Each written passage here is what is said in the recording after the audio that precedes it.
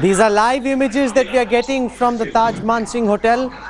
Nawaz Sharif, Pakistan's Prime Minister, leaving the hotel and heading to Rashtrapati Bhavan. I just want to stay silent for a moment and see if Nawaz Sharif says something to all those journalists who are trying to call out to him. Sorry, sir. Excuse me, sir. These are being beamed to us via the internet. No mobile MVPs or no Obi-Wans are allowed in the area. This is through 3G connections where we're getting these pictures. Indian intelligence scanning the entrance of the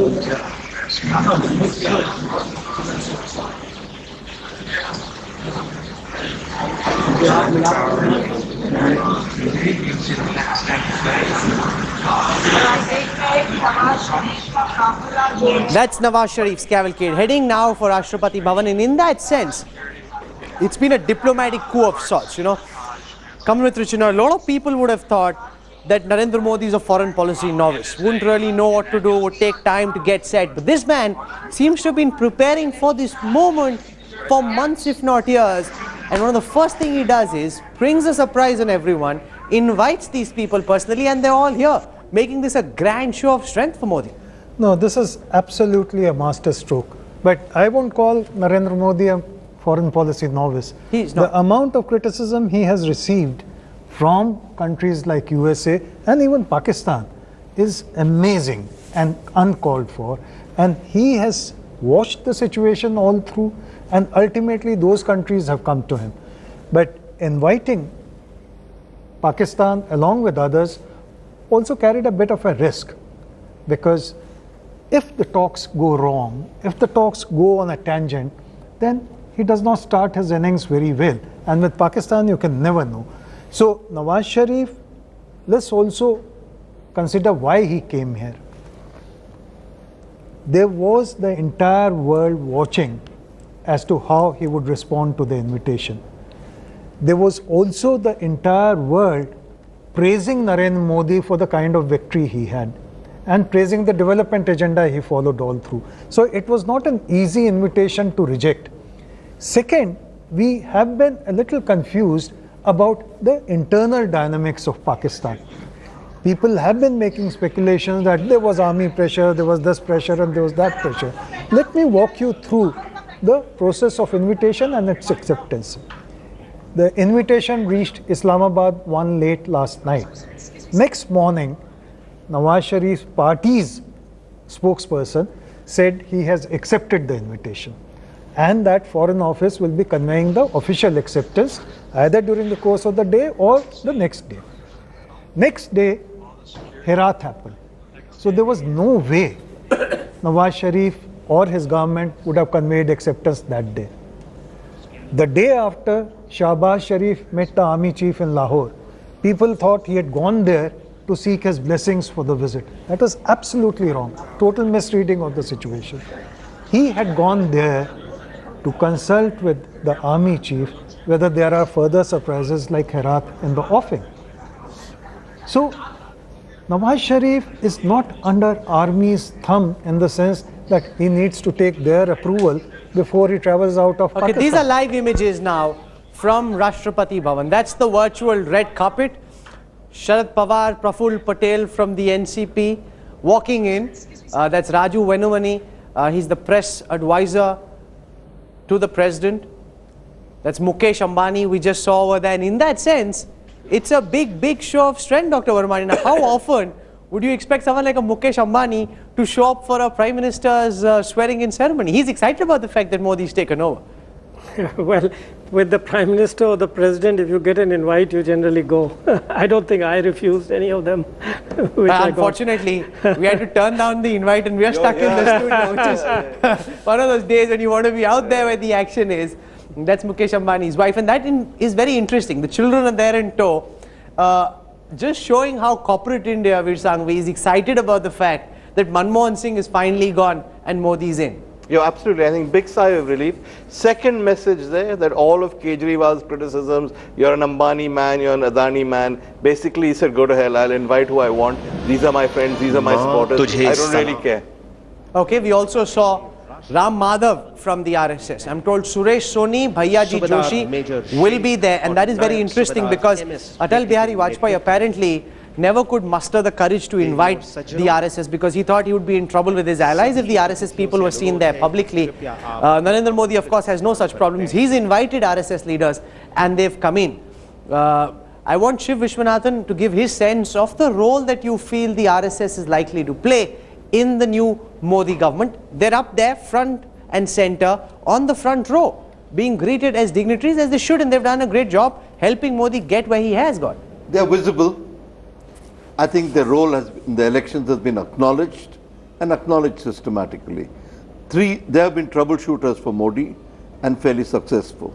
But at the same time, we've got to understand that once the parliamentary process begins, their role has to change a bit. They're catalysts, but they can't be everyday interveners. Okay. I think they'll forge generalities around which policy is made. There you see Amit Shah there playing a very important role. I see some more familiar faces from the RSS. Also Anant Kumar in those images, beaming faces there. Delighted and thrilled about what they've been able to achieve. I want to go across to my colleague at the Taj Mansingh. We've also got Priyamvada joining us. First and foremost, I want to go to Priyamvada because Jayalalitha is skipping this inauguration ceremony. We know that she's supposed to be close to Modi, but Modi didn't care very much for feelings in Tamil Nadu. He went out and invited President Rajapaksa from Sri Lanka. How you've been speaking to Waiko? He's been, making a big noise, but clearly, given the sort of mandate that Modi has, these noises now don't count for very much, Priyamvada.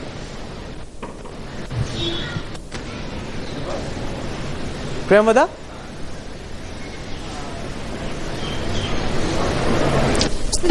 Hardly matters for Narendra Modi, and that is the reason why we see the change in tone. Absolutely, he doesn't care about any political leader in Tamil Nadu, but on the other hand, all the Tamil political leaders very much need Modi in various forms, and that's the reason why we see the change in tone of every political leader who has condemned Rajapaksa's visit. Jayalalitha did not directly attack Narendra Modi, but just said that she was very sad that Rajapaksa has been invited. So did Karunanidhi. Even today, Vaikos maintained that Modi is an ally, Modi is a good friend, but with folded hands, I am asking him not to entertain Rajapaksa. That's the change in tone that we have witnessed. One step ahead, another ally, Vijaykas, DMDK party, they completely supported Narendra Modi's move to invite Mahinda Rajapaksa. Change in dynamics completely. We have seen in the past how every political leader in the center had to come running to Tamil Nadu to appease and pacify the Tamil leaders. This time around, Narendra Modi need not do that, but these political leaders, for various reasons, be it for the funds for the state, or to maintain cordial relations and to be as a good ally, they have to they have to soften that tone very much. These are live images. The Ambani clan being feted and greeted by various people from the Shiv Sena. We saw Uddhav Thackeray, his son Aditya. And this is interesting because you've got elections happening in Maharashtra in a short while from now. And in the manner in which we're seeing the Doots come out, we're seeing the Ambanis come out, he's their man. Corporate India made no bones about the fact they wanted to see Modi installed in power, and they've succeeded in doing so. Do they have any expectations now from Modi? Because Modi will be under watch, especially for his skew in favor of Ambani and Adani. That's something that will be watched out for. Kejriwal and others are waiting to jump on him. Even Rahul Gandhi called it the toffee model of governance. I think the fact that Corporate India has turned out that he's invited not just Mukesh Ambani but the entire family suggests that Modi isn't really concerned too much about the Kejriwal kind of criticism. In terms of what Corporate India wants, I think there are two sets of demands. The first is just revival of the economy. If the economy revives, it helps everybody. The second are the more specific crony capitalist so-called demands. We'll have to see about those. But at the moment, all these guys will be happy because public confidence is up. I want to make a general point. In my view, Mr. Modi is a brilliant politician, and he'll apply that to geopolitics. We are making this connection as if he's stumbling along or something. That's not true. Second, SAARC was in the manifesto, not Pakistan or China, at least what I read. It's about SAARC, so it was already there on his mind. And finally, the invitation is an invitation to an event to 6 or whatever 7 SAARC heads of state. It's not a summit. And you know, there's a lot of confusion about this, but maybe we can Sure, discuss I want to some go other across to Simi Pasha. She's at Taj Mansingh Hotel at this time. Simi, give our viewers a sense of what Nawaz Sharif said. That's Sushma Swaraj, slated to be the new External Affairs Minister. Right behind him, behind her, Kiran Rijiju. Give our viewers a sense of the atmospherics in the Nawaz Sharif camp when he was heading out for Rashtrapati Bhavan. Simi. Right, Rahul, of course a lot of excitement at Taj Mansingh. I'm just going to pan my camera and show you this place has actually become a... That's Simi. He said he has high expectations from the Narendra Modi government. He managed to get a reaction from his son Hussain, who said that expectations were high. His father is also looking forward to the meeting that will be held tomorrow morning with Narendra Modi. We've been seeing very tight security here, Indian security personnel and Pakistanis. We've also been seeing Delhi police personnel. Special arrangements have been made here for Nawaz Sharif for the last 4-5 days. In fact, his advance team reached here almost 3-4 days in advance. They've sealed off an entire floor of the hotel. He had acquired lunch at Bark at the restaurant in this hotel.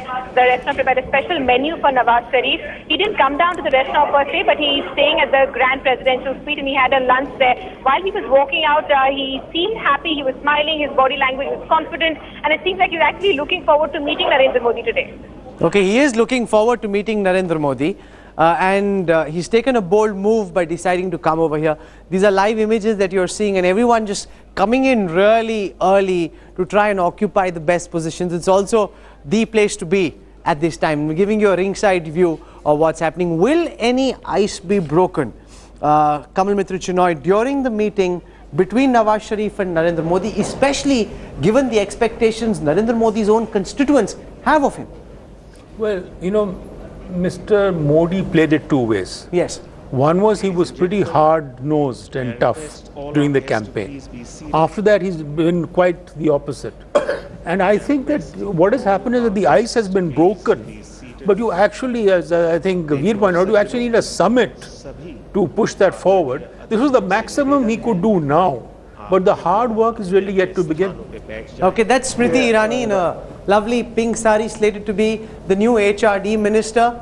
All the ministers coming in and taking their positions. In fact, rarely has, and Dilip Cherian is now joining us. Welcome, Dilip. Rarely has there been so much secrecy about who's getting what. There were some ministers who were telling me last evening they weren't sure, or probables who were telling me last evening that they weren't sure whether to take delivery of the outfit they'd ordered. In hope and anticipation they'd ordered outfits, but they hadn't got any calls. And that just gives a sense of how Modi will run the ship. Very tight, no leaks. And I think it's a huge change for Delhi as we know it, which is a good thing, because I think Delhi needs to experience a different variety of governance. And if this reflects in the kind of governance he does, and that he's going to make sure that his people are accountable and everybody is kept guessing who's not part of the inner core, that's fine. Now there'll be cries for democracy and all kinds of things. But I guess this is the man's style, and he's been doing this successfully, and people have voted for this style clearly in Gujarat. So let's see how they take it here. That's Dr. Murli Manohar Joshi. He's not got any portfolio. Defense is still vacant. There's talk of another shuffle sometime later, an expansion possibly. He'll be hoping that he gets a portfolio. 75 is the cutoff, Shiv Vishwanathan, that the RSS has said. Anyone over 75 doesn't get a leg in. And that's how the likes of a Murli Manohar Joshi and Advani have been left out. Najma Heptulla is the oldest. She just about makes the cut at 74. I think it's a brilliant cut, thoughtful. I must congratulate the RSS for picking 75. But I think, to add to what Dilip said, I think one of the things that really intrigues me is the future of page 3. And I think you journalists are going to really have to work hard to future of page 3 is Fafda and Dhokla. That's also on page 3. The wine glasses are gone from Delhi. You'll have to work harder than that. They'll have to work harder than that. I want to go across to Aditi, who's joining us from the Gujarat Bhavan, and an interesting nugget. Smriti Irani is the youngest minister in this cabinet at 38. She's only 38. And you've got Najma Heptulla at 74, the oldest. in this cabinet. Give our viewers a sense, Aditi, of what's happening at Gujarat Bhavan. Narendra Modi, what time will he be leaving from Gujarat Bhavan? And what's the word that all his aides and officials are conveying at this time? All of them also trying to find a way into Rashtrapati Bhavan? From the north entrance towards your right. Absolutely. In fact, since yesterday morning, now that Narendra Modi had decided on the portfolios of almost all the ministers and all the BJP leaders, most of the people from yesterday morning have been just trying to lobby to get inside Rashtrapati Bhavan to get a glimpse of the grand swearing-in ceremony that will begin at 6 p.m. That is an hour from now. We are standing right outside Gujarat Bhavan, Rahul. If I can ask my camera person to just pan that blue board that you see that says Gujarat Bhavan, that is the exit gate of Gujarat Bhavan from where Narendra Modi's cavalcade will be moving out in about the next half an hour. Narendra Modi is expected to reach Rashtrapati Bhavan at 5:50 p.m., which is about 10 minutes before the swearing-in ceremony takes place. In fact, the security has been beefed up here. It's a complete cordon off by time and time again, as and when people come here to do the final security checkups. So maximum half an hour from now, we will see the PM-elect Narendra Modi finally leaving the compound of Gujarat Bhavan and going ahead to become the next Prime Minister, Rahul. One of the interesting things, of course, is once this swearing-in ceremony gets over, Narendra Modi will go back to 7 Racecourse Road, and Prime Minister Dr. Manmohan Singh, then former Prime Minister, will go to his new residence at 3 Motilal Nehru Marg. So that shift will also take place over the next couple of hours. I want Veer Sanghvi to take our viewers through what happens to Dr. Manmohan Singh. He's completely gone off the radar. What do you see him do in his spare time now that he's no longer Prime Minister? Well, what he did when he was Prime Minister, not a lot. Basically, I think this happy, cheerful retirement. He's not in great health. I think he's probably been quite stressed out. He'll read, he'll relax. I don't see him doing anything. I don't see him playing any kind of role. And that's the way you would actually like to see it. He's probably, Dilip, relieved with the fact that this is over? I would say that it's pretty much over for him.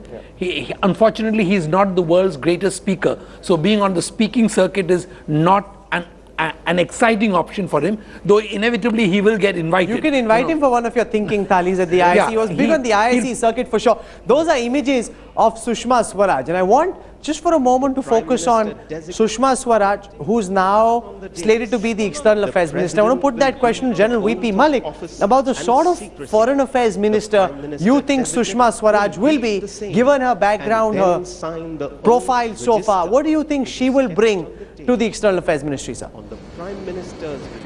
Rahul, Sushma Swaraj, let's not forget, she's one of the most experienced parliamentarians, and she's got tremendous experience of various ministries beforehand. She's been abroad, she's always performed well. We know her performance in the Lok Sabha on any issue and the way she is able to contribute. So let us not underestimate Sushma Swaraj as far as her talent for external affairs is concerned. Let me also add to that she has been a member of the Defence Consultative Committee for a long time. And as you know, defence and diplomacy are two sides of the same coin. So she also understands the security issues quite well. And I think she will be able to do very well her job. No, but given the frayed relationship, Veer Sanghvi, between Sushma Swaraj and Narendra Modi, how much of a leeway will she really have to do what she wants? I don't think any foreign minister ever has much leeway. It's always the Prime Minister who sets the foreign policy. But there's been a trust deficit as well. It's not just about leeway. There's a trust deficit which has existed now for the longest time. Except that in foreign policy, I don't think they're very far apart. On Pakistan, her views are roughly the same as Narendra Modi's. If you were to pick a ministry where there would be no conflict because they both agreed with each other, this is probably the best one. Okay, we'll also focus on some of the big infrastructure ministries. Nitin Gadkari, likely to get a big transport ministry. He was the PWD and roads minister in Maharashtra, where he played a significant role on projects like the Bombay-Pune highway. What will he bring to his ministry? We'll also focus on some of the other names, like Piyush Goyal, Uma Bharti. What are they likely to do once they get sworn in? There's just about 40 minutes to go for Narendra Modi to be sworn in as India's next Prime Minister. We're getting these live images from Rashtrapati Bhavan. Here is former Finance Minister P. Chidambaram, he didn't contest an election, walking into Rashtrapati Bhavan for this swearing in. There was some talk about whether Rahul Gandhi and Sonia Gandhi will attend. Congress sources indicated that they might. We haven't seen them reach just yet. Dilip, I want your sense of what happens to all these people. Down to 44 seats. Delhi bahut dur lagti hai for all of them. Delhi durast for all of them. You know, I think that they only have themselves to blame. But the good thing is that they also have a real job now for once, because they clearly haven't been doing their job, which is why both the economy and politics has reached this state. So I think that now the ones who are really interested will get down to getting their hands dirty and getting a sense of what the feelings on the ground are. They're all whispering about the things they need to do and mostly whimpering, but none of them seem to have the guts to face up to what the real task is. And I suspect that unless they do that, they're going to be exactly doing this, hoping for the next invitation from Rashtrapati Bhavan. Dr. Varmani, how do you compare Chidambaram, the finance minister, with Arun Jaitley, the finance minister? One in the past, one in the future. You know, the thing I used to hear from outside about Mr. Chidambaram was that he is very arrogant. So that's a big contrast right there. I don't expect to hear that about Mr. Jaitley, because he gives the impression of being quite the opposite, very open, willing to listen to people, etc. Okay. As far as performance is concerned, we'll have to see. Let's wait at least for the first budget. We see over there Mulayam Singh Yadav from the Samajwadi Party, very unhappy with his party's performance, viewing these proceedings. And here's something Shiv Vishwanathan, Mulayam Singh Yadav felt would never happen. Narendra Modi becoming Prime Minister, getting 73 seats in Uttar Pradesh. What does the future hold for caste-based, identity-based parties and politicians like Mulayam and Mayawati? See, I don't think you can exorcise them. I think come local elections, they'll be back. And I think the beauty of India is it's always a snafu situation. Situation normal, all fouled up. So I think you have to allow for the fact that the Mayawatis and the Mulayams will be back. More locally, still formidable forces. You can't wish them away. Okay. There's buzz there, General VK Singh, and you can see him in those images there, sitting on the second row. He's being tipped to be a Minister of State with independent charge for the Northeast. Now, what sort of a message, General VP Malik, is that? A former Chief of Army Staff being sent to the Northeast as Minister of State with independent charge. If that were to happen, do you think that would be a bad idea, given the fact that you got people like Kiran Rijiju who come from Arunachal Pradesh, who could have probably been given that task, sir? G.K. Pillai. One comment that I want to, when we were discussing ministers and their ministries, let me also, I think an arching factor is Narendra Modi himself. Let's not forget ever. So just give me a moment. These are pictures of Hiraben, Narendra Modi's mother. She was given an invitation to come to Rashtrapati Bhavan, but her family said because she was unwell, she's 93 years of age, she wasn't able to make it to Delhi. But she is viewing proceedings from Ahmedabad, where she is right now. And what a moment this would be for her. And in that sense, Kamal Mitra Chinoy, even critics can't take away the fact that Narendra Modi in several senses is the embodiment of a big dream. A chaiwala's son rising from the ranks, whether you like his politics or dislike his politics, to become India's Prime Minister. Yes, but you've had others who've risen, Jagjeevan Ram, who used to forget to pay his income tax. But never with a mandate of this nature. No, because the polity has changed, and in the first past the post system, you don't need a majority of votes to sweep.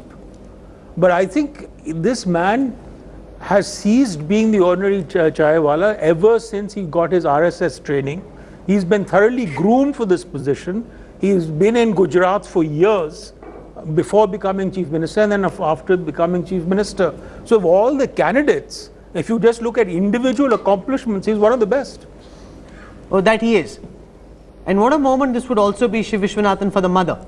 Hiraben, and she's now got camera arc lights chasing her all the time, and that is true for Modi's brother, his wife, who gave one of the rare television interviews where she said she would have liked to be in Rashtrapati Bhavan had she been given an invitation, but that invitation never came.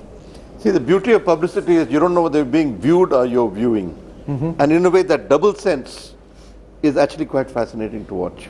There's L.K. Advani now with Deepak Chopra, his key political advisor, Amit Shah.